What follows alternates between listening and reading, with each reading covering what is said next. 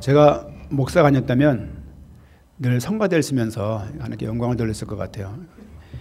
이제 특별히 50이 넘으신 분들은 이렇게 찬양에 줄여가시죠. 왜냐하면 나중에 목소리가 안 나와요. 안 나오고 가만히 앉아있다가 이렇게 살에 걸려가지고 막 컥컥거릴 때가 있잖아요. 그러니까 하나님께서 찬양 안 하니까 이렇게 살에 걸리게 하신다 생각하시고 하나님께 찬양을 드리는데 좋지 않나요? 찬양 드리는 게? 그렇죠? 좀 나중에 목사가 많아지면 목사 성가대 이렇게 해가지고 했으면 좋겠습니다. 지금 가나에서 사역이 지금 계속 지속되고 있습니다.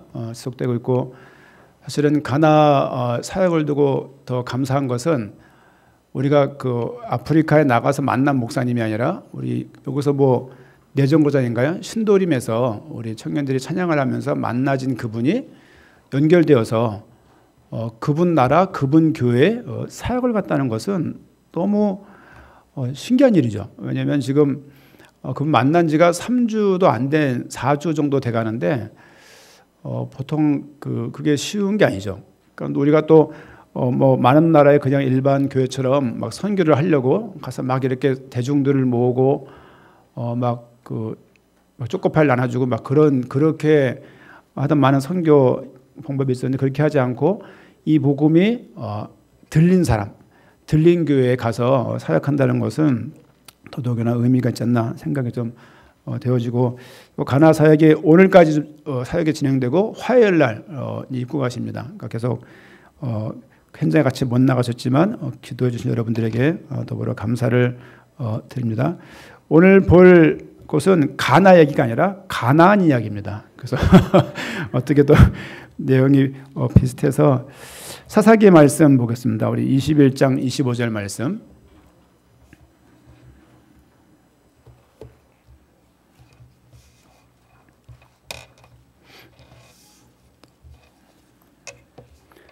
어, 21장 25절 말씀 좀 많이 읽어야 되는데 시간상 말씀을 짧게 읽고 전체 말씀을 좀 여러분들 전달을 하도록 하겠습니다. 21장 25절 아마 사사기를 처음 피신 분도 계실 거예요. 그렇죠? 사사기 21장 25절 말씀 같이 읽겠습니다. 그때 이스라엘 왕이 없으므로 사람이 각기 자기의 소견에 옳은 대로 행하였더라. 아멘. 사사기는 21장까지 구성되어 있는 역사서입니다. 역사서기 때문에 우리가 상식적으로 알고 있기를 왕 대신 어떤 메시아를 예표하고 있겠다라고 생각하실 수 있습니다. 역시 맞는 생각이고요. 사사란 얘기는 히브리어로 쇼페트란 얘기인데요.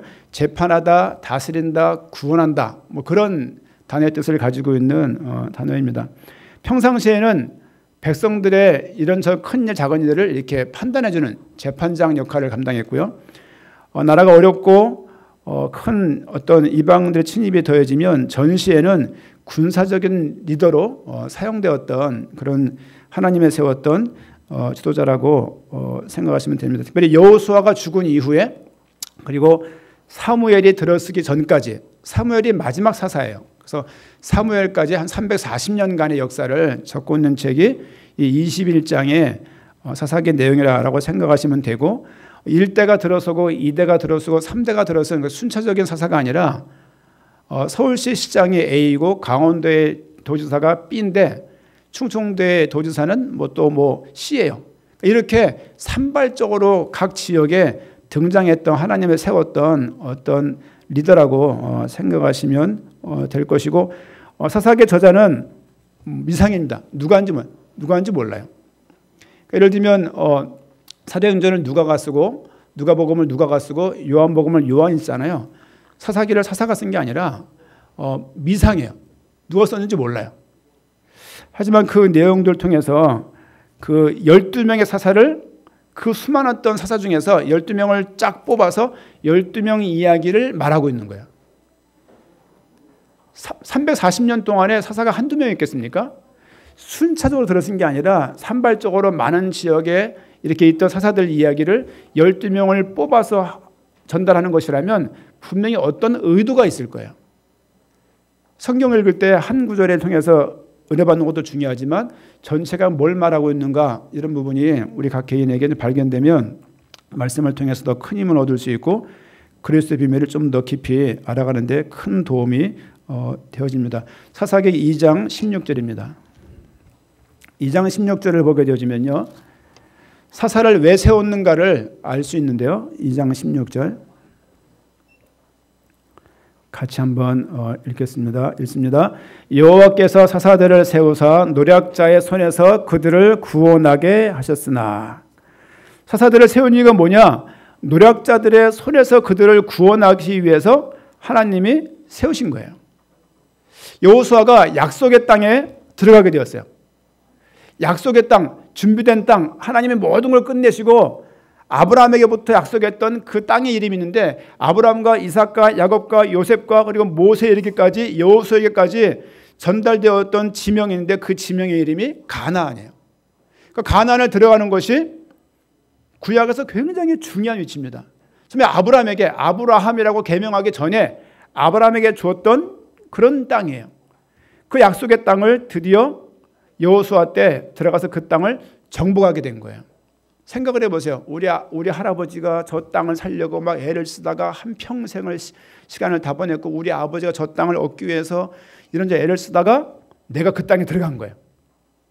이것보다 더한 거죠. 왜? 민족적인 이야기였기 때문에 족장시대 때부터 아브라함 때부터 주어진 것이기 때문에 믿음의 조상 아브라함이잖아요. 그 아브라함 때부터 주어진 그 땅을 여호수아가 끝내는 그 땅에 들어가서 많은 정복을 거의 모든 땅을 정복을 다 하고 하나님이 허락하셔서 남겨둔 작은 땅을 남겨두고는 거의 모든 땅을 정복을 다 한 것이죠. 그런데 그 이후에 사사들이 340년 동안 등장하는데 만만치 않은 거예요. 약속의 땅이었고 하나님이 예비한 땅이었고 그들에게 이미 밟기만 하면 준다고 하는 그 땅인데 그 땅이 정복이 안 되어지는 거예요. 정복이 안 되어서 예를 들면 100개 중에서 95개가 정복이 됐는데 5개 때문에 모든 것들이 영향을 받는 거예요. 5개 때문에 계속 나라가 복잡하고 나라가 혼란스럽게 나라가 엉망진창되어서 나라에서 혼란 가운데 빠져서 있는 모습들을 쓴 책이 사사기라고 말을 하면 됩니다. 특별히 사사기 1장과 2장 5절까지는 서론이에요. 다른 책과는 다르게 서론을 2개를 가지고 있어요. 그러니까 그 저자가 무엇인가를 전달하려고 하는 것이 많은 거예요. 그리고 결론은 거의 18장부터 2장 6절부터 18장까지는 사사들의 이야기예요. 12사사가 이렇게 했다. 삼손이 사사였지만 너무 약하여서 여자의 한 인생을 빠져가지고 사사 역할을 그렇게 감당했고 입다라는 사사는 섣부른 서원에 자기 딸을 제물로 드리게 되어지고 많은 사사가 우상 숭배를 하게 되어지고 결국에는 12지파끼리 하나가 안 돼요. 얼만큼 안 됐냐? 17장 18장 읽어보게 되면 그 뒤 후반절 읽어보게 되면 11지파가 연합을 해서 베냐민 지파를 몰살을 시켜요. 남자 600명인가를 남겨두고 베냐민 지파 모든 사람들을 죽여 동족 간에 큰 전쟁도 벌어져요. 내전도 벌어지고 동족 간에 전쟁이 벌어져가지고 한 지파가 사라져버려요. 그 내용에 나와 있는 책이 사사기입니다. 제가 평생 살면서 얼마 안 살았지만요. 그 사사기를 요한계시록만큼 설교할 때 한 적이 별로 없는 것 같아요. 왜냐하면 내용이 너무 입에 담기에 그렇고 예를 들면 레위인이 첩을 드렸어요. 그 첩이 베냐민 지파 한 계열 사람들한테 성적인 폭행을 당하고 윤관을 당하고 죽음을 당한 거예요. 이거 너무너무 괴로워서 그 죽은 첩을 12조각을 내가지고 12지파에 보내요. 12지파가 연합이 되어서 참가하자는 베냐민 지파에 베냐민 지파가 회개하고 돌아오면 되는데 그 또 폭력배들을 두둔을 내요. 왜? 12지파끼리 큰 경쟁 체제이기 때문에 11지파가 하나가 되어서 베냐민 지파를 몰살시키는 이 이야기들은 설교로 담아내기가 참 어려운 내용들이에요. 그래서 많은 목회자가 설교하기 어려운 삼손 이야기에 너무너무 재미있게 힘셌다라고 생각하지만 사실은 그런 의미가 아니에요. 사사였음에도 불구하고 온전히 그 일을 감당치 못하는 사사들이 12명 대부분 모습들이 다 거기서 거기인 거예요. 하나님이 이것을 통해서 뭘 말씀하시느냐, 참 사사가 와야 된다를 예표하고도 있지만 참 왕이 와야 될 것을, 계속 이들의 고백이 뭐냐, 왕이 없기 때문에 모든 각자 개인들이 자신의 소견대로, 오늘 본문 말씀처럼 그때 이스라엘에 왕이 없으므로 사람이 각기 자기의 소견에 옳은 대로 행하였더라. 뭐가 똑같냐면, 지금은 그렇지 않지만 아빠 없는 집과 똑같은 거야.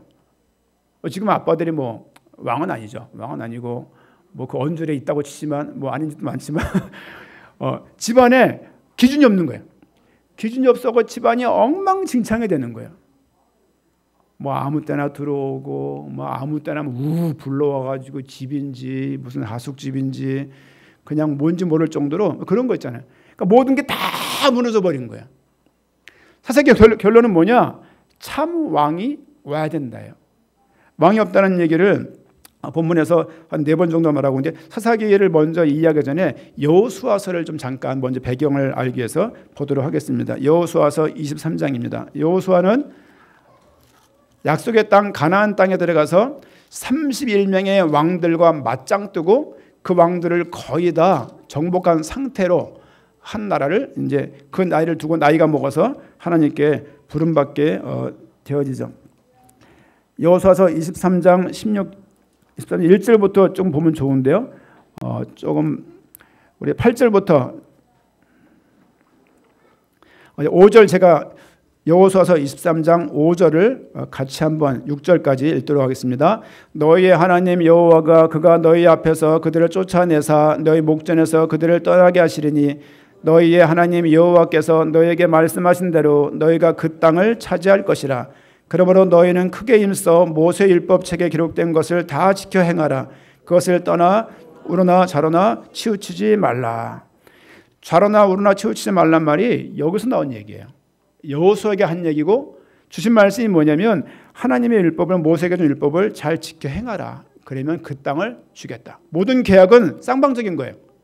계약을 할 때 한쪽이 일방적으로 퍼주는 게 아니라 그 계약을 준행하기 위해서 너도 해야 될 역할이 있는 것이고, 그렇죠? 그런 것이죠. 하나님 말씀도 언약도 그런 면이 있어요. 그냥 무조건 자녀 삼으시고 무조건 퍼주는 게 아닙니다. 그들에게 요구하는 바가 있고 요구하는 면이 있는 거예요. 그런 것처럼 여호수아 그 시대 사람들에게 이 언약을 주시면서 너희가 그 땅을 차지할 것이라. 이 전쟁은 그냥 지역적인 전쟁이 아니라 하나님이 싸우시는 성전이에요. 성전. 하나님이 앞장서시고 백성들이 그것을 보는 싸움이라고 보시면 되겠습니다. 3절 말씀 보니까 중간에 너희의 하나님 여호와 그는 너희를 위하여 싸우신 이시니라. 너희가 싸우기 전에 하나님이 싸우신다는 거예요. 우리 인생도 마찬가지입니다. 우리가 싸우는 것 같지만 하나님의 앞에 계심을 너 인정할 수 있어야 돼요. 그것이 믿음이죠. 8절 말씀 보니까 오직 너희의 하나님 여호와께 가까이 하기를 오늘까지 행한 것 같이 하라. 이는 여호와께서 강대한 나라들을 너희의 앞에서 쫓아내셨으므로 오늘까지 너희에게 맞선 자가 하나도 없었느니라. 여호수아가 땅을 정복할 때 31명의 왕들이 전부 다 오금이 졸인 거예요. 왜냐하면 하나님이 하신다는 것을 그들이 목격을 하고 이미 들었던 거죠. 10절 말씀 보니까 너희 중 한 사람이 1000명을 쫓으려니 일당 1000인 거예요. 하나님은 어떻게 역사했냐? 한 명을 통해서 1000명을 감당하도록 주신 거예요. 이는 너희의 하나님 여호와 그가 너희에게 말씀하신 것 같이 너희를 위하여 싸우심이라. 하나님 함께 싸우기 때문에 이런 일이 가능한 것이죠. 하나님 함께하지 않으면 1000명에 나가지만 한 명한테 당하는 거예요. 그 이야기가 사사기 시대 이야기예요. 수많은 군대가 나갔지만 자꾸 지게 되는 거예요. 11절 말씀 보니까 그러므로 스스로 조심하여 너희의 하나님 여호와를 사랑하라. 너희가 만일 돌아서서 너희 중에 남아있는 이 민족들을 가까이 하여 더불어 혼인하며 서로 왕래하면, 뭘 너희가 지켜야 되냐? 모세율법을 지켜야 되는데 그 중에 뭐냐? 그들과 혼인하고 왕래하지 마라. 들어가면 다 그들을 멸절시켜라. 하나님이 주신 계약입니다. 확실히 알아라. 너희의 하나님 여호와께서 이 민족들을 너희 목전에서 다시는 쫓아내지 아니하시리니 그들이 너희에게 올무가 되며 덫이 되며 너희의 옆구리에 채찍이 되며 너희의 눈에 가시가 되어서 너희가 마침내 너희의 하나님 여호와께서 너희에게 주신 이 아름다운 땅에서 멸하리라. 하나님이 허락하신 그 약속의 땅에서 멸망케 되는 거예요. 그 땅을 들어가면 모든 것이 안전하고 그 땅을 들어가면 모든 것들이 보호가 되어지고 그 땅에 들어가면 모든 것들이 끝날 줄 알았는데 막상 그 땅에 들어가니까 31명의 왕이 있고 그들을 거의 다 이긴 상태에서 여호수아에 주신 말씀이 뭐냐? 그들과 결혼하지 말고 그들과 왕래하지 마라. 그들과 소통하지 말라는 거예요. 이 하나님께 주신 언약이었습니다. 왜요? 왜요가 없어요. 주신 언약이 그래요. 하지만 사사기 1장에 한번 와서 보겠습니다. 좀 사사기 전체 이해를 해서 읽습니다. 사사기 1장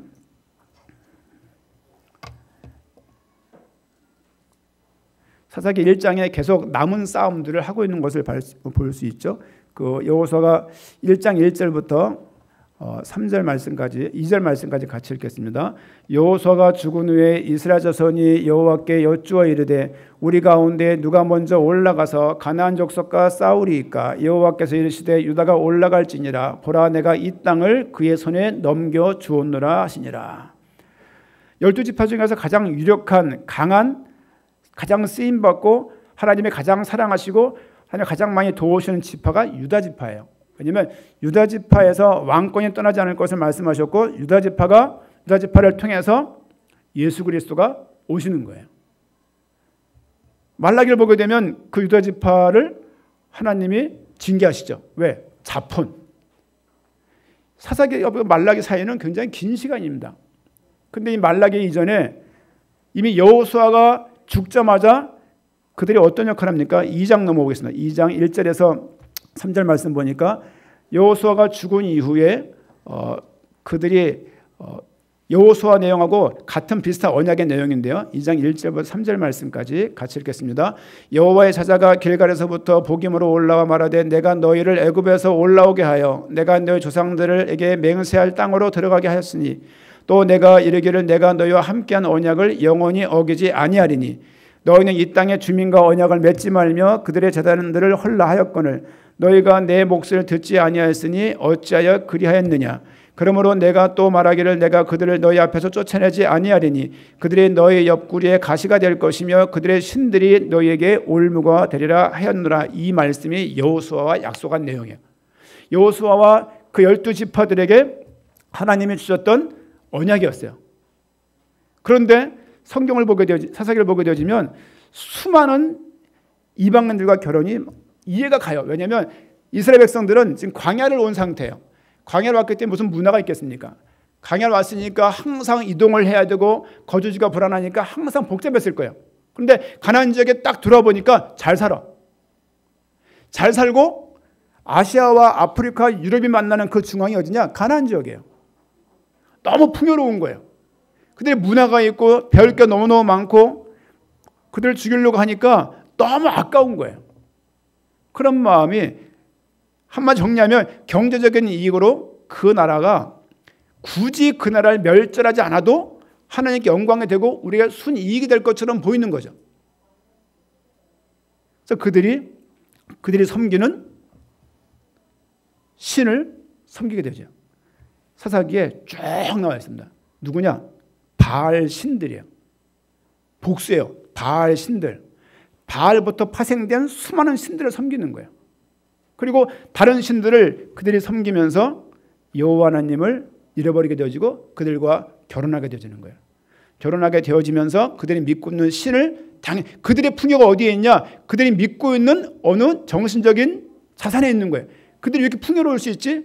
왜 우리하고 너무너무 다르지? 저 부는 뭐지? 저 풍성은 뭐지? 저들의 저 세련된 것은 뭐지라고 해서 그들을 만나서 교류하기 시작하면서 그들의 신들을 믿기 시작하면서 그것이 이스라엘 백성들한테 가시가 되고 올무가 됩니다. 쭉 넘어와서 2장 10절 말씀 보니까 그 세대 사람도 다 그 조상들에게 돌아갔고 그 후에 일어난 다른 세대는 여호와를 알지 못하며 여호와께서 이스라엘을 위하여 행하신 일도 알지 못하였더라. 11절 이스라엘 자손이 여호와의 목전에 악을 행하여 바알들을 섬기며 애굽 땅에서 그들을 인도하여 내신 그들의 조상 하나님 여호와를 버리고 다른 신들, 그렇죠? 다른 신들, 바알 신들 쭉 나오죠. 그들의 주위에 있는 백성의 신들을 따라 그들의 주위에 있는 백성의 신이 뭐냐? 그들의 주위에 있는 가나안 족속들 주변에 있는 그 사람들 백성들 주변에 있는 신들을 이스라엘 백성들이 거기에 절하게 되어지면서 여호와를 진노하시게 하였으되 곧 그들이 여호와를 버리고 바알과 아스타롯을 섬겼으므로 여호와께서 이스라엘에게 진노하사 노력하는 자의 손에 넘겨주사 그들의 노력을 당하게 하시며 또 주위에 있는 모든 대적의 손에 팔아 넘기심에 그들이 다시는 대적을 당하지 못하였으며 그들이 어디로 가든지 여호와의 손이 그들에게 재앙을 내리시니 곧 여호와께서 말씀하신 것과 같고 여호와께서 그들에게 맹세하신 것과 같아서 그들의 괴로움이 심하였더라. 여호와께서 사사들을 세우사 노략자의 손에서 그들을 구원하게 하셨으나 그들이 그 사사들에게도 순종하지 아니하고 오히려 다른 신들을 따라가 음행하며 그들에게 절하고 여호와의 명령을 순종하던 그들이 조상들의 행하던 길에서 속히 치우며 떠나서 그와 같이 행하지 아니하였더라. 무슨 내용이냐면 여호수아에게 했던 그 약속을 여호수아가 죽자마자 시간이 물론 있었겠지만 사사들과 12지파들은 속히 그 언약을 잃어버리는 거예요. 이걸 단순하게 부모가 했던 믿음들을 내 자식들이 안 받았다 그렇게만 생각하시면 안 돼요. 그렇죠? 여호수아가 섬기던 그 왕, 여호수아가 섬기던 그 만군의 하나님, 그 믿음이 여호수아가 죽고 출애굽을 하면서 홍해를 건넜던 그 하나님의 영적인 체험과 영광을 받던 그 믿음, 요단강 건너면서 했던 하나님의 역사, 31명의 왕들을 싸우면서 이기게 했던 싸웠던 하나님에 대한 영광, 이 모든 것들이 동시에 다 잊어버리는 거예요. 이러니까 후대를 잘 가르치자라고 생각하게 되지면 그 오산입니다. 그 두 번째 문제예요. 여호수아가 죽은 후에 남은 땅을 정복을 나섰어요. 정복을 나서기 시작하는데 안 되는 거예요. 계속 뭔가에 밀리고 말도 안 되는 싸움이에요. 왜냐하면 거의 100대 90대 10에 싸우는 싸움이에요. 그럼에도 불구하고 그 작은 나라들이 정복되지 않는 거죠. 왜 그랬을까요? 또 하나님이 그것을 통해서 말씀하시는 바는 뭘지를 생각을 좀 해봐야 될 것 같습니다. 말씀 한 군데를 더 읽도록 하겠습니다. 사사기 말씀입니다. 사사기 3장 6절 말씀.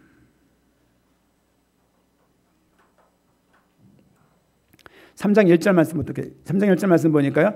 여호와께서 가나안의 모든 전쟁을 알지 못한 이스라엘을 시험하려 하시며 이스라엘 자손이 세대 중에 아직 전쟁을 알지 못하는 자들에게 그것을 가르쳐 알게 하려 하사 남겨두신 이방 민족들은 하나님께서 그들에게 어떤 것을 알려주고 전달하기 위해서 이방 민족들을 남겨두셨어요. 여호수아 때 블레셋의 5 군주들과 쭉 그 어떤 족속인지 나와 있죠. 4절 말씀 같이 읽겠습니다. 남겨두신 이 이방 민족들로 이스라엘을 시험하사 여호와께서 모세를 통하여 그들의 조상들에게 이르신 명령들을 순종하는지 알고자 하셨더라. 순종하는지 알고자 그 남은 땅을 허락하신 거예요. 어떤 면에서 여호수아가 정복 못한 게 아니라 하나님이 그들에게 하나님을 더 믿는지 안 믿는지를 알게 하고 더 큰 거룩함과 순종함으로 나오게 하기 위해서 그 땅들을 허락하신 거예요. 생각을 잘해보세요. 왜 나한테 이런 문제가 있지? 나한테 왜 이 문제만 없으면 너무너무 행복할 것 같은데 이 문제가 평생을 따라다니는 거예요. 이 장면과 교차하지 않나요? 하나님께서 남겨둔 그 땅, 약속의 땅에 남겨둔 땅이 있는 거예요.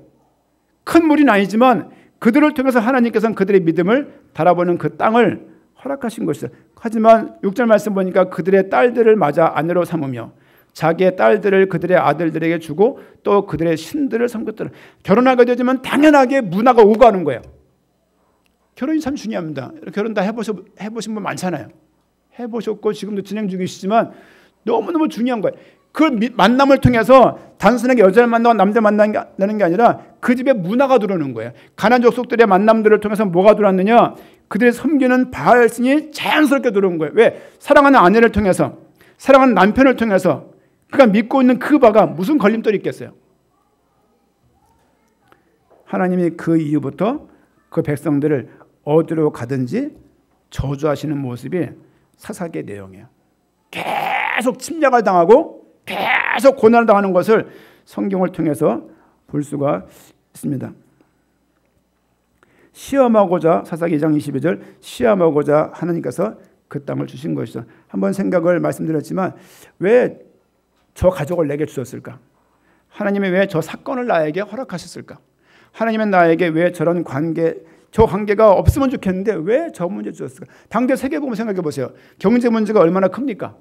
매번 갈 때마다 마음이 막 이렇게 안타깝잖아요. 어떻게 이 일을 도우고, 아니 그냥 한 번에 이 주를 위해서 일을 하니까, 약속의 땅에 들어왔으니까 한 번에 큰 문을 꽉 여시고 한 번에 하나님께 역사하셔가지고 한 부유한 사람을 통해서, 한 대박을 통해서 응답을 주시면 되는데 왜 이렇게 갈 때마다, 당사복 사역을 할 때마다 마음의 조림을 주실까? 안 조리시나요? 이게 뭐 황정환 장로님만 조림이 되나요? 하나님께서 우리를 바라보시는 거예요. 바라보시는 거죠. 그 이후 3장부터 거의 17장까지가 사사기의 본론 이야기, 각가지 많은 사사들의 이야기임을 볼 수가 있습니다. 우리 히브리서 말씀 한번 보겠습니다. 히브리서 12장입니다. 한번 주중에 읽었던 말씀인데요.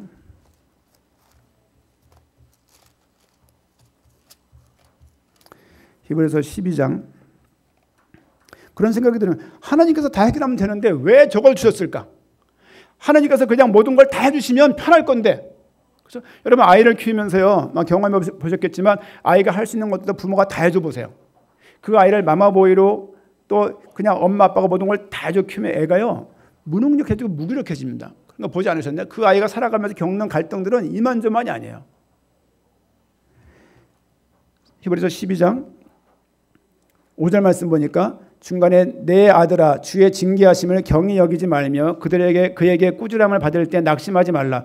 주께서 그 사랑하시는 자를 징계하시고 그가 받아들이시는 아들마다 채찍질 하심이라 하였으니 너희가 참으면 징계를 받기 위함이라. 하나님의 아들과 같이 너희를 대우하시나니 어찌 아버지가 징계하지 않는 아들이 있으리요. 징계는 다 받는 것이거늘 너희에게 없으면 사생자여 친아들이 아니니라. 주워온 거죠. 10절 9절 말씀 보니까 또 우리 육신의 아버지가 우리를 징계하여도 공경하였거늘 하물며 모든 영의 아버지께 더욱 복종하며 살려 하지 않겠느냐. 10절 같이 읽겠습니다.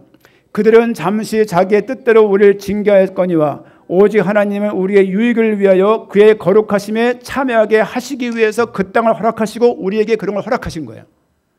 하나님의 거룩하신 그곳으로 나아가기 위해서, 그 말씀에 순종할 때, 그 언약에 순종할 때만 나갈 수 있는 거예요. 저 문제만 해결되면 내 인생에 진짜 꿀이겠는데 너무너무 힘든 거예요. 약속의 땅에 들어가서 그 작은 땅들을 정복하지 못하게 하고 두신 하나님의 계획입니다. 그것이 남편일 수도 있고, 그것이 아내일 수도 있고, 자식일 수도 있고, 돈일 수도 있고, 특정한 사건일 수도 있고, 친구 관계일 수도 있고, 많은 것이 있겠죠. 정복하지 못한 이유가 가나안에 들어가서 이스라엘 백성이 그 땅을 정복 못한 이유가 하나님의 계획이 있지만, 다른 측면으로 정복하지 못한 이유가 뭘까요? 풍요로웠던 가나안 문화가 부럽고 또 이스라엘 민족이 강성했음에도 불구하고 그들을 정복하지 않아요. 왜 정복하지 않냐면 힘이 세지니까 그들을 이제는 부려가면서 일을 시키는 거예요. 노역을 시키면서 그들로 하여금 싼 노동을 시켜서 그들을 통해서 많은 수익을 창출하는 거예요. 여러분 돈이 많이 벌릴 때 생각을 잘 하셔야 돼요. 제가 짧게 살아보니까 40대가 피크 같아요. 40대가 모든 것들을, 아직 많이 안 살아봤으니까 40대까지만 얘기하겠습니다. 40대가 피크 같아요. 청년 같으면서 장년으로 가고 있는, 직장과 사회에서 많은 것들을 발휘할 수 있는, 아직까지 본인들이 10대로 알고 있는 그 착각. 그러면서 모든 것들이 숙성되어 있고 모든 것들을 아우르기에 적절한 시기가 40대 같아요. 제가 60대가 되면 50대 얘기하겠습니다. 그때 많은 게 벌리잖아요. 많은 게 연결되고 많은 걸 아우를 수 있고 아직까지 힘도 있고, 그러면서 나도 모르게 좋은 게 좋은 거지 뭐 이쯤이야 하면서 가나안과 족속들과 교류가 되어지는 거예요. 경제적인 이익과 하나님의 언약을 어느 순간에 이렇게 저버리게 되는 거예요. 돈 벌지 말라는 얘기입니까? 늘 집에서 백수로 있는 거 하나님의 계획이 그런 얘기 아니야. 투자할 만하죠. 할 수 있죠. 정확한 사업 할 수 있죠. 그런데 어느 순간에 우리 인생을 주도하는 만왕의 왕 만군의 주가 사라지는 거예요. 아브라함이 롯을 구하기 위해서 전쟁을 했어요. 가병 318명을 데리고 전쟁을 했어요. 전쟁이 이겨서 의기양양해서 막 돌아오는 거예요. 돌아올 때 그를 향해서 축복하는 존재가 있어요. 그게 누구냐? 멜기세덱이에요. 뭐라고 말합니까? 천지의 주제이신 하나님께서 너를 승리하게 했다. 무슨 말입니까? 네 전쟁 네가 한 게 아니라 하나님 하신 거라는 거예요. 네가 한 거 아무것도 없다는 거예요. 하나님께서 그 주권을 가지고 주의 영광을 드러내기 위해서 네 싸움과 함께 했다는 거예요. 그때 아브라함이 감사함으로 드리는 게 11조예물이에요. 10분의 1 떼준 게 아니에요. 9개 내 거고 1개 네 게 아니라 그잖아요. 뭐 떼서 드린다. 떼드리는 게 아니라 일의 의미는 장자의 의미예요. 하나의 의미는 일의 의미는 모든 것을 대신하고 대표하는 의미의 예물인 거예요. 하나님께서 너의 믿음을 순종함을 거룩함을 드러내는 것이 경제에도 싸울 수 있는 하나의 믿음을 주고 믿음이 있는데 가정을 막 할 수 있습니까? 아니요. 믿음이 있다는 증거로 가정을 지키는 싸움을 하셔야 되는 거예요. 또 믿음이 있다는 증거로 경제 싸움을 해야 되는 거예요. 그게 하나님께 구별해 드리는 것들이에요. 믿음이 있다는 증거로 싸움을 싸워야 되는데 그것이 시간을 들이면서 예배하는 모습. 말라기 때 3가지 무너졌잖아요. 믿음이 무너지기 시작하니까 하나님의 왕권이 사라지니까 뭐가 무너졌습니까? 예배가 사라지고 삶과 가정이 엉망진창이 되어져 버리고 자fon이 되어지고 그리고 경제가 무너져 버리는 거예요. 뭐만 드리느냐? 고깃덩어리만 드리는 거예요. 고깃덩어리만 늘 드리지만 하나님께서 그것을 더러운 떡이라고 말을 했어요. 받지 않겠다. 재산은 있지만 예배는 있지만 믿음이 없는 거예요. 경건의 모양은 있지만 능력이 없는 거예요. 예배를 나와서 예배를 드리고 있고 앉아서 아멘하고 있지만 저 속에 믿음이 없는 거예요. 정리된 믿음은 있어요. 하나님이 그리스도가 왕이고 선지자이고 제사장이고 많은 구절들을 말할 수 있지만 진짜 그 하나님께서 왕 되신 그 왕권을 인정하고 있냔 말이에요. 사사기 시대는 강력하게 왕권을 부르짖고 있는 거예요. 참 왕이 오실 것이다. 백성들 통해서 계속 그들이 호소하는 거예요. 왕이 없기 때문에 그렇다라고 백성들도 호소했고 사사기 저자가 그렇게 적는 거예요. 이들에게 이랬던 이유는 왕이 없기 때문이다. 그러면서 사무엘 마지막 사사가 등장하고 그들이 기껏 뽑은 왕이 사울이에요. 어떤 왕을 원했냐? 우리를 보호하고 인도하고 쾌적하게 하고 모든 것을 부유케 할 그 왕을 원한 거예요. 하나님이 요구하시는 왕은 뭐냐? 참 왕이신 하나님에게 무릎 꿇을 왕이 필요했던 거예요. 그에 들어서는 다윗의 인물 우리가 알고 있잖아요. 하나님께 묻는 왕이었어요. 그럼에도 불구하고 그 다윗조차도 온전한 왕이 아니었음을 성경을 통해서 우리가 알 수 있습니다. 믿음이라는 것은요. 좀 제가 철이 들었는지 믿음은 무조건 파이팅하고 믿음은 무조건 부정적인 사고를 없애고 믿음은 무조건 더해지고 믿음은 무조건 전진이고 믿음은 무조건 지치지 않고 뛰고 모든 피곤함을 막 무릅쓰고 괜찮다라고 말을 하면서 막 뛰는 것이 믿음인 줄 알았어요. 모든 것이 대박으로 주어지고 막 충전이 되어지고 보충이 되어지고 업그레이드가 되어지고 업데이트가 되어지고 모든 것들이 행복해지고 잘 되는 것이 믿음이 주는 결과물인 줄 알았어요. 성경을 아무리 읽어봐도 그런 내용들이 없어요. 믿음의 본질은 뭡니까? 하나님과의 저주받은 상태를 하나님께서 화목케 하신 거예요. 내가 한 게 아무것도 없는 거예요. 그 하나님을 향해서 내 하나님이 맞습니다. 제가 한 게 아무것도 없고 하나님이 하신 게 다 맞습니다. 하나님의 은혜뿐입니다라고 순종하면서 자복하면서 80도 숙였던 머리를 그렇죠? 90도를 숙이게 되어지고 100도를 숙이게 되어지고 나중에 바짝 엎드려 가지고 하나님을 경배하게 되는 그것이 믿음의 본질이에요. 우리가 한 것이 아무것도 없습니다. 까딱하면 놓치기 쉬워요. 당대 세계복음화를 하는 우리들의 믿음은요. 언젠가 오실 주님을 준비하면서 그쯤에 오시기 한 1년 전에 준비하면 되지 이런 게 아닙니다. 우리의 믿음은 당대 세계복음하는 분들의 믿음은 무엇이냐면 당장 내일 오늘 예배 후에 예배 중에 예수님이 오신다 하더라도 그 하나님을 경배하고 주님께 부름받을 수 있는 믿음을 준비하기 위한 모임이에요. 이거는 큰 싸움이 필요한 거예요. 이 싸움에 왜 우리가 올인할 수 없고 이 싸움에 우리가 왜 계속 분주하게 우왕좌왕하며 자충우돌할 수밖에 없느냐? 참 왕이신 그 하나님을 인정치 않기 때문입니다. 사사기를 볼 때마다 지금 교회를 말하고 있는 것 같아요. 사사기를 계속 볼 때마다 꼭 거울을 보는 느낌이에요. 지금 교회가 이렇고 사실은 내가 이렇구나는 부분들을 많이 발견케 되어집니다. 25장 21절을 봤던 말씀처럼 뭐라고 되어 있습니까? 왕이 없었으므로 사람마다 자기의 소견대로 계속 행하는 거예요. 우리 19장 1절 말씀 보겠습니다. 19장부터가 결론인데요. 19장 1절.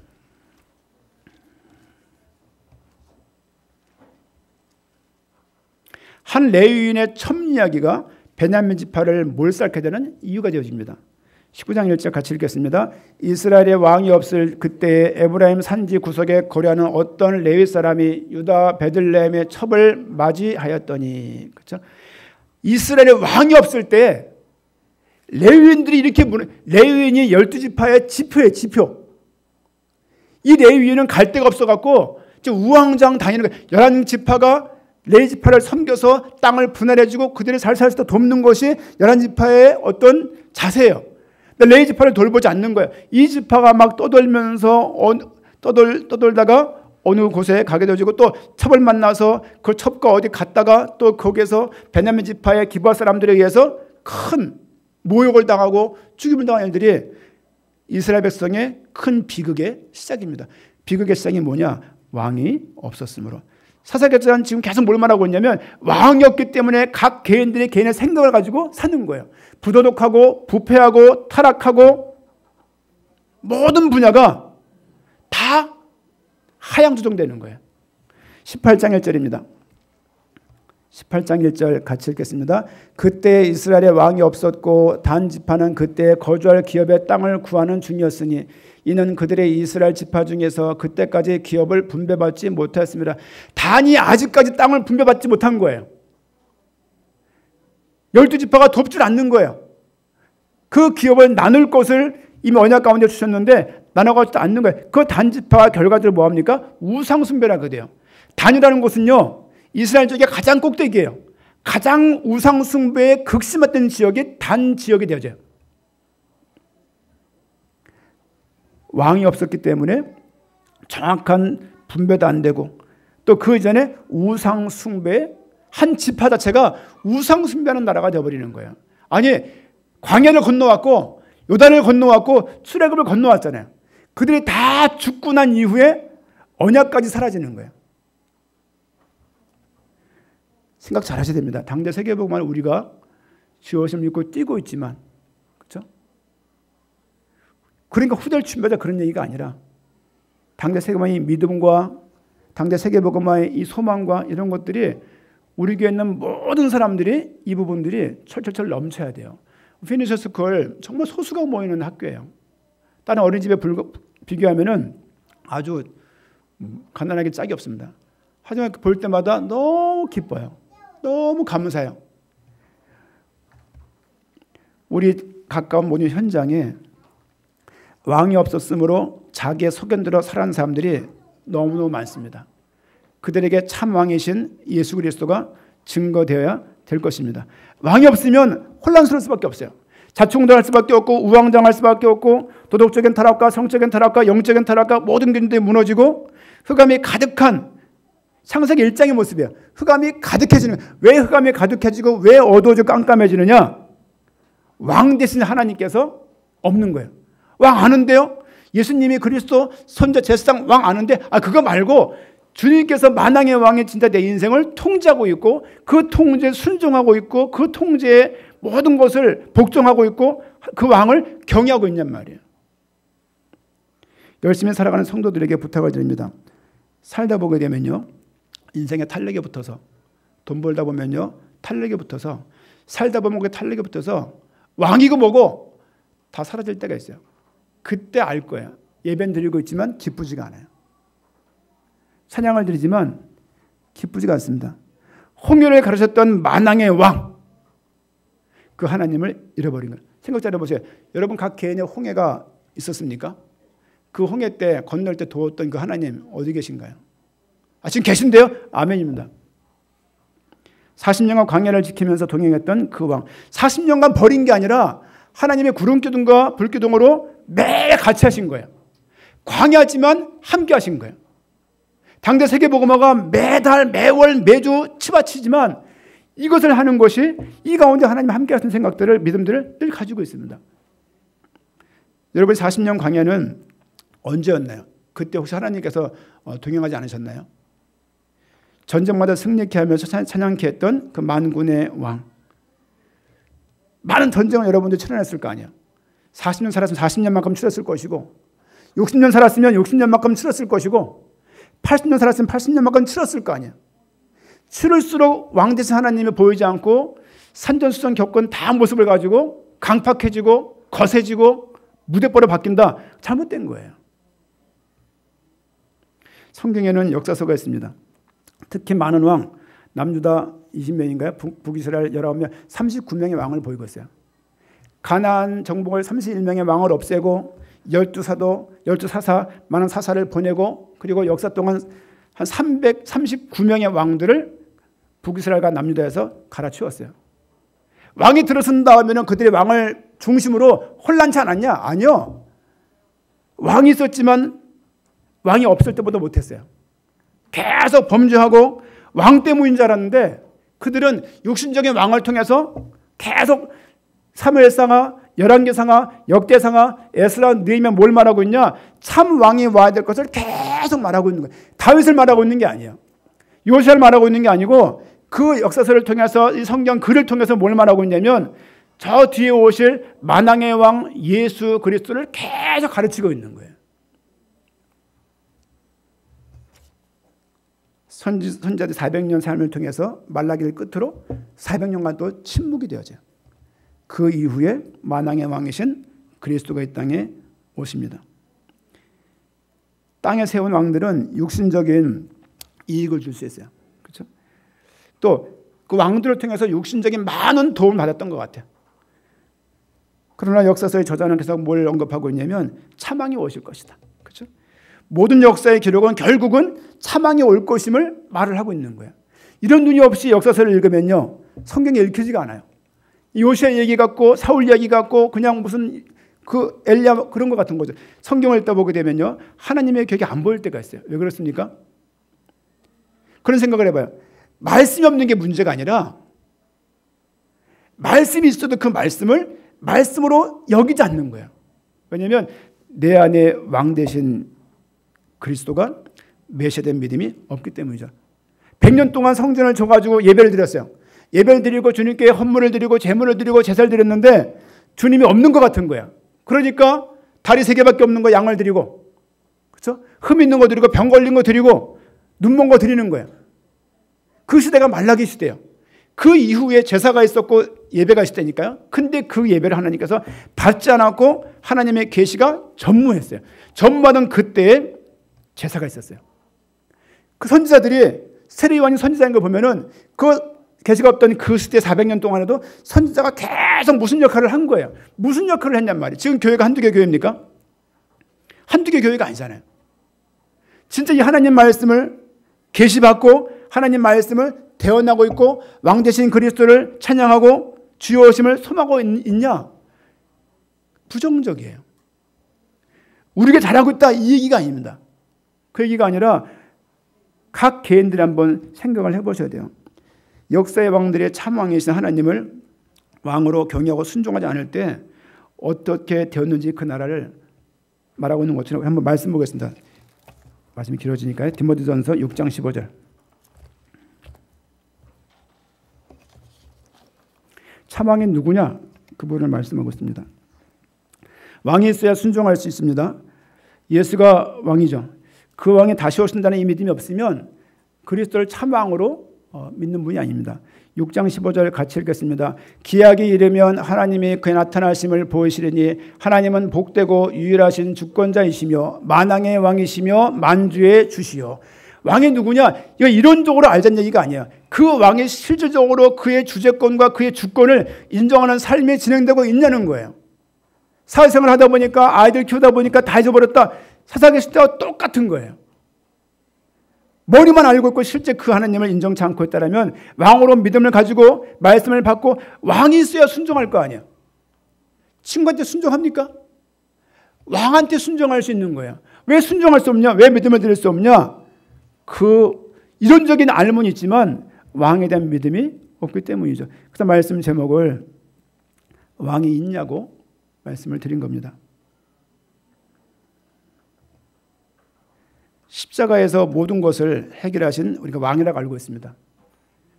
그 왕이 내 인생에 관여하신다는 거 줄줄줄 다 꿰고 있어요.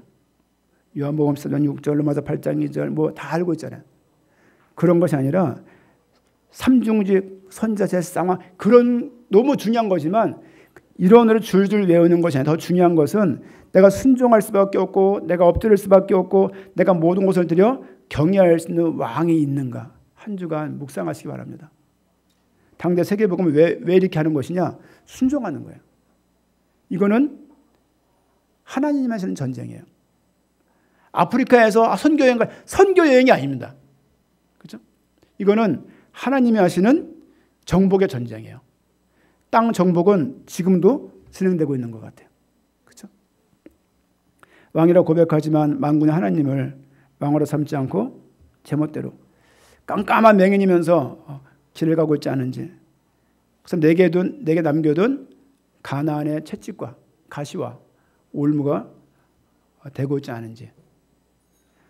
왜 문제 허락하시냐? 하나님의 거룩함에 참여케 하기 위해서. 어떻게 되느냐? 그 말씀 가운데 그분이 왕이 돼야 순종할 수 있다니까요. 그냥 순종하면서 딱 그게 아니에요. 순종하는 고장 말씀을 기억하고 이렇게 맞아 기도 그게 아니라 그가 왕이신 것을 알아야 그 말씀을 따라가고 내 모든 걸 드릴 수가 있는 거예요.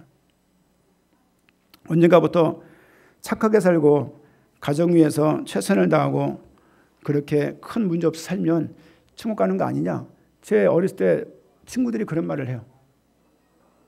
가정 온전히 어려운 가정 잘 보호하고 우리 애들 잘 키우고 그냥 큰 문제 없이 잘 최선을 다해 키우면 어떤 종교든지 간에 천국 가는 거지 뭐 라는 믿음이 팽배합니다. 교회에서도 이런 거에 비슷하게 복음을 전달되어지고 하나님을 믿는 것도 내 가정과 나 위해서, 하나님 믿는 것도 내 직장과 내 미래 위해서, 하나님 믿는 것도 내 교회와 내 나라 정도로 하향 조정해서 방향을 틀어진 지가 오래된 것 같아요. 그렇게 그냥 얻어 걸려서 쭉 사는 것이 믿음인 것 마냥 착각할 때가 많습니다. 누가 준 생각일까? 많은 생각을 해요. 언젠가부터 이렇게 바뀌었지? 언젠가부터 회개함도 없고 언젠가부터 너무 많은 정보와 많은 데이터 너무 쉽게 모든 것을 이렇게 대할 수 있도록 핸드폰 이런 것들을 통해서 많은 것들을 보고 많은 것 접하지만 실제 믿음은 깊어지지 않을까? 왕 되신 하나님을, 왕 되신 만왕의 왕이신 그리스도를 소망하고 있지 않고 그의 왕 되심을 인정치 않고 있구나. 그분이 왕이라는 걸 믿는데 말씀을 안 따라가요. 그 왕 되심을 믿는데 가나안 족속들과 융화하고 하나가 되어지고 우리 아들이 내일 군대 갑니다. 그 포항에 해병대로 군대를 가요. 그래서 뭐 다녀오면 되죠. 그런 생각이 드는 거예요. 나 군대 갔을 때 2등병 때 생각만 해도 아찔아찔해요. 아찔아찔해요. 연대장님이 우리 목사님은 늘 총 얘기하시니까 총알 얘기. 최이병을 위한 환영, 이병 최영식을 위한 환영회야. 이렇게 연대 본부에서는데 막걸리를 먹을 시간이 오는 거예요. 여기다가 먹으면 되죠. 가질 거 뭐 누가 알아 그거를. 그렇잖아요. 누가 합니까 그거를. 이등병 22살 그냥 새카매가지고 이부 머리 해가지고 덜덜덜 떨면서 소금기 잔뜩 묻은 6월 10일 군번이니까 장마철 다 보내고 7월 말쯤에 자대를 간 거예요. 거기가 속초입니다. 거기가 양양이에요. 술을 먹으려는데 이거 아무도 보호할 사람이 아무도 없는 거예요. 덜덜 떨면서 뭐뭐 먹고다 술 머리에 탁 벗어요. 이렇게 막걸리가 묻지 않겠습니다. 군대 갔다 오신 분들에게 묻지 않겠어요. 몇 잔을 했는지. 저는 그게 그때 제 믿음이었어요. 물론 흐르는 게 맛을 보니까 맛있더라고요. 물론 어렸을 때 아버지가 이렇게 막걸리 타오르면 많이 마신 경험은 있지만 제가 제정신 차리고 내가 누군지 알고 하나님의 종이라는 생각 가지고 산 위엔 처음 있는 일이었어요. 쭉 붙고서 연장님이 벌떡 일어나면서 쿵 나가버리시고 주임 상사가 도라이 왔네. 그리고 고참이 야 정리해 유리고루 집합 이렇게 하는데 뭔지도 몰랐어요. 한 달까지 받는 거야 이제. 그 벌 받는 것을 내가 날 통해서 보게 하는 거예요. 서서 이렇게 한 30명이 다 원상 복귀하고 있는데요. 나 때문인가 이걸. 내가 마시면 됐는데. 그 위에는 군단장의 수를 고반장했어요. 별 3개입니다. 여러분 잘 못 만나 보통 못 만나 봐요. 그런 사람들은요. 군대에서. 연장님의 고향 선배였어요. 대통령도 자기 수를 받았대요. 근데 내 술 안 받는 게 처음에 딱 도망 나오는데 얼마나 떨렸는지요. 그때 제 그 믿음이었어요. 그때 왕권을 인정한 믿음이냐? 아니요. 그런 거 아니었어요. 그냥 잘 믿으러 가는 믿음이었어요. 믿음이 계시되어야 되는 것이 맞지만 우리가 싸워야 되는 거예요. 싸우지 않고 간절하게 소망 없이 어떻게 계시가 있을 수가 있겠냔 말이에요. 멍하니 있다가 그냥 뉴턴이 가만히 있다가 차가 뚝 떨어지는 거 보고서 말릴려 그런 게 아닙니다. 뭔가가 연구하고자 알고 싶어서 애를 쓰고 싸우다가 그것이 이해가 간 거잖아요. 하나님 말씀을 계시받고 싶고 말씀을 소망하고 그런 사람이 어떻게 방만하게 살 수 있냔 말이에요. 돈 100만 원 벌리면 세상 무서운 게 없어지나요? 그렇지 않습니다. 하나님께서 한순간 정리하시면 끝나는 거예요. 왕이 없어서 흔들리고 왕이 없어서 왕의 말을 들어도 순종할 수 없고 이 모두가 계시가 맞지만 계시된 물려해서 말씀을 듣고 사모하고 말씀과 집중하고 기도하고 주 자비와 긍휼이 내 인생에 가득하도록 기도할 수 있어야 돼요. 주일날 허겁지겁 애 끌어안고서 나오도 바쁘시잖아요. 애 크면 안 그럴 것 같죠? 커도 그럽니다. 장가 간 다음에 안 그럴 것 같죠? 그때도 그렇습니다. 계속 거기에 매이게 되는 거예요. 참왕이신 그리스도 오심을 간절히 소망하는 것이 맞습니다. 그것이 없이 가지고 있는 믿음은 액세서리예요. 가지고 있다가 휙 놓쳐도 아무 문제가 안 되는 당대 세계복음화 걸음은 왕 되시는 하나님이 우리에게 보이시는 그 길을 가는 것입니다. 여건이 돼서 가는 것이 아니라 하나님의 말씀이기 때문에 순종해 가는 거예요. 왕 되신 하나님을 인정하고 순종하는 것이 우리 믿음의 핵심이 되어야 될 것입니다. 왕이신 하나님을 찬양하면서 그 하나님을 경외하고 내 인생에 정말로 하나님이 왕이 되어 계신가? 왕이 있는가? 다음에 설교 또 안 되면 선지자가 있는가 하고 싶어요. 진짜 하나님이 그냥 줄줄줄 외우는 거 말고 진짜 만왕의 왕이신 예수 그리스도가 내 인생 가운데 왕이시냔 말이에요. 그 하나님을 정말로 소망하고 있냔 말이에요. 소망하고 있는데 그 모양이냔 말이에요. 당회장 목사님이 계속 왜 쉬고 싶지 않겠습니까? 그렇잖아요. 혹시 목사님 이사한 집 가보셨나요? 이사하지 뭐 까짓 거 뭐 이사하겠지 알아서 뭐 계속 그러실 건가요? 하나님께서 쓰시는 귀한 종이세요. 너무 감사하다. 어떻게 이런 목회자를 인생에 있어서 물론 어렸을 때부터 계속 뭔가가 먼 발치서 봤던 분이지만 이제야 그 진가를 보는 거예요. 이렇구나. 한다고 하는 게 아니잖아요. 그럼 각 개인의 인생 속에서 왕이 있는가를 물으시면서 믿음 가운데 승리될 것이고 당대 세계복음 부름 가운데 후회함이 없이 당대 세계복음 성도로 믿음을 드리며 싸움을 싸우셔야 되겠습니다. 한번 기도하겠습니다. 하나님 감사합니다. 우리에게 은혜를 주시고 당대 세계복음화의 성도로 쓰임받게 하시니 감사함을 드립니다.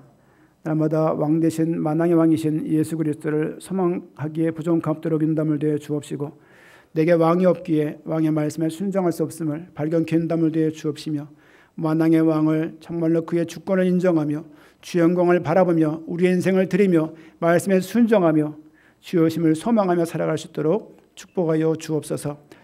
작은 정복 싸움에 승리하게 인담을 되어 주옵시고 내 인생에 남겨진 작은 가난안 족속과 같은 문제와 또 그런 일들 통해서 하나님의 의도하심을 발견케 인담을 되어 주옵시고 더 거룩함으로 나갈 수 있는 저희가 되도록 교회와 각 교회를 축복하여 주옵소서.